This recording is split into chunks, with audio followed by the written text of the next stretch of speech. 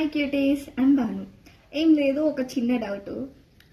Month ending కదా, మనకేమో పచ్చగడ్డి తినే అలవాటు అయ్యే, చేతిలో చూస్తే రూపాయి లేదు. ఎలా అయితేనో రూమ్ మొత్తం తిరిగేస్తే ఒక 10 రూపీస్ దొరికింది. సరే దొరికింది కదా, ఏదో కోతికి కొబ్బరి చిప్ప దొరికినట్టు నాకు ఆ 10 రూపీస్ దొరికినాయి అనమాట. సరే కదా ఏదో దొరికినాయి అని చెప్పేసి షాప్కి వెళ్ళి ఏ లేస్ ప్యాకెట్ తెచ్చుకుందాం అని చెప్పేసి వెళ్ళా.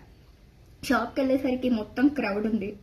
మనం వెళ్ళేసరికి ఇంకా సరే అంతమంది ఉన్నారు కదా అని చెప్పేసి ఏదో బెంచ్ మీద అట్లా కూర్చొని జస్ట్ ఇట్లా వాటర్ తాగుతున్నా, ఈలోగా చేతిలో ఉన్న 10 రూపీస్ అడుగు కొట్టేశాడు. ఆడెంత దరిద్రంలో ఉన్నాడో, నా 10 రూపీస్ కొట్టేశాడు.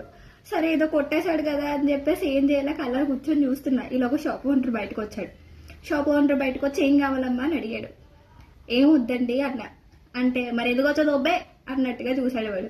సరే ఇంకా వాడు చూపులు తట్టుకోలేకపోతున్నారు కదా అని చెప్పేసి నేను ఏదో బయటకు వచ్చేస్తుంటే ఈలోగా అడుక్కునేవాడు వచ్చి, అమ్మ చూడడానికి చదువుకునే దానిలో ఉన్నా, ఉద్యోగం చేస్తున్నట్టున్నా, ఏదో 10 రూపీస్ ఉంటే ఇయ్యి అన్నాడు.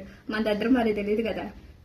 అయితే ఏదో పెద్ద డబ్బులు హ్యాండ్ బ్యాగ్ లో డబ్బులు ఎక్కువ ఉండిపోయినట్టు ఏదో ఇచ్చేద్దాం అని చెప్పేసి హ్యాండ్ బ్యాగ్ లో చేపెట్టా. ఏదో తెల్లకాయంతో దొరికిన చేతికి పైకి తీసి దాన్ని ఇట్లా చూస్తుంటే వాడు ఏమనుకున్నాడో, ఇట్లా జాగ్రత్తగా చూసిన వంక వాడి చేతిలో ఉన్న 20 రూపాయల కాయంతో తీసి నా చేతిలో పెట్టి ఏమన్నా కొనుక్కో అమ్మా అని చెప్పేసి జాయిగా వెళ్ళిపోయాడు. ఆయన 20 రూపీస్ ఎందుకు పెట్టాడో తెలీదు. అసలు అడిగిందే నన్ను, మళ్ళీ నాకు ఎందుకు ఇచ్చాడో నాకు అర్థం కాలే. ఆ 20 రూపీస్ దొరికిన తర్వాత ఇంకేం ఆలోచించకుండా 20 రూపీస్ పట్టుకొని ఆనందంలో వచ్చేసా ఇంటికి వచ్చేసి ఎంతసేపు ఆలోచించినా సరే వాడు నాకు ఆ 20 రూపీస్ ఎందుకు ఇచ్చా నాకు అర్థం కాలే. మీకు ఏమన్నా అర్థమైతే కమెంట్ చేయండి.